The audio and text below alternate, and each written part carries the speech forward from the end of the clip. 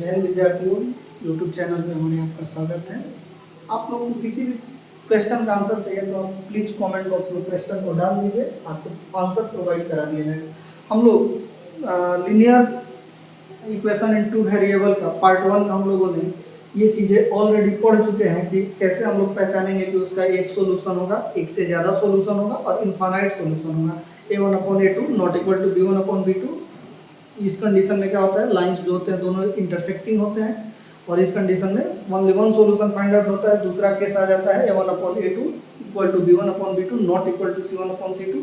इस केस में क्या होता है कि लाइन एक दूसरे के पैरेलल हो जाते हैं और पैरेलल होने के कारण कहीं भी एक दूसरे को वो टच नहीं करते हैं। टच नहीं करने के कारण एक भी सॉल्यूशन फाइंड आउट नहीं होता है। तीसरा कंडीशन होता है a1/a2 equal to b1/b2 equal to c1/c2 और इस केस में क्या होता है कि लाइन एक दूसरे के कोइंसिडेंट हो जाते हैं। दैट मींस एक के ऊपर एक और एक के ऊपर एक होने का मतलब हो कि हर पॉइंट पे एक दूसरे को इंटरसेक्ट कर रहे हैं और यही कारण है कि उस कंडीशन में हमें infinite number of solutions find out होते हैं।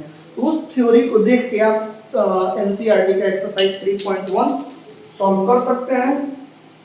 अब आते हैं हम लोग एक्सरसाइज 3.2 सब्स्टिट्यूशन मेथड। कैसे हम लोग सॉल्व करेंगे सब्स्टिट्यूशन मेथड पे बेस्ड क्वेश्चन को। हम एक क्वेश्चन एनसीईआरटी का सॉल्व करके दिखा देते हैं आप लोगों को। जैसे मेरे पास क्वेश्चन है सब्स्टिट्यूशन मेथड का,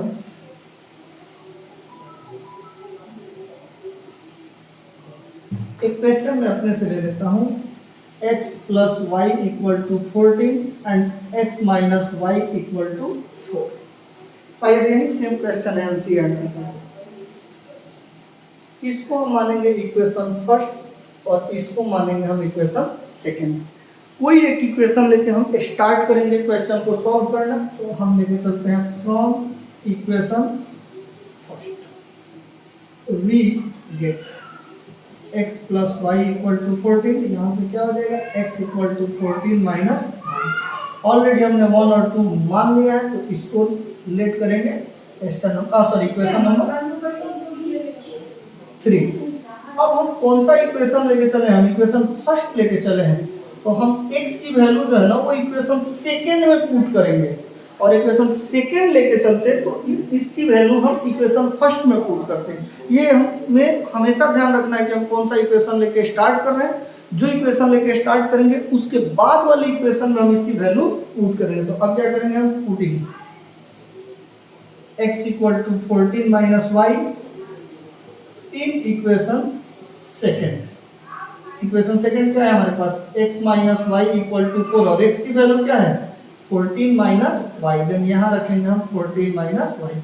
अब ये इक्वेशन जो है ना वो वन वेरिएबल इक्वेशन में कन्वर्ट हो गया और इसको हम यहाँ से इजी वे में सॉल्व कर लेंगे। अब ये हो जाएगा 14 और ये दोनों निगेटिव साइन के साथ है, सेम साइन होता है तो ऐड कर देते हैं इक्वल टू 4। आगे बढ़ेगा तो क्या हो जाएगा माइनस 2y। 4 ये प्लस में है तो अनदर साइड माइनस में जाएगा तो ये हो जाएगा minus 2y equal to minus 10। Minus minus deduct हो गया, y equal to 10/2 equal to 5। y की वैल्यू क्या आ गई 5 आ गई। अब y की वैल्यू हम आइदर इक्वेशन फर्स्ट में पुट करें और इक्वेशन सेकंड में पुट करें या इक्वेशन थर्ड में पुट करें, हर जगह से हमें सेम ही वैल्यू फाइंड आउट होगा।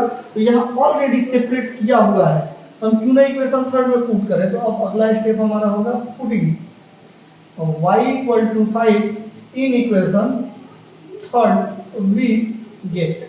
तो x इक्वल टू हो जाएगा 14 और y का वैल्यू क्या है 5 then 9। Hence x equal to 9 and y equal to 5। ये आपका आंसर।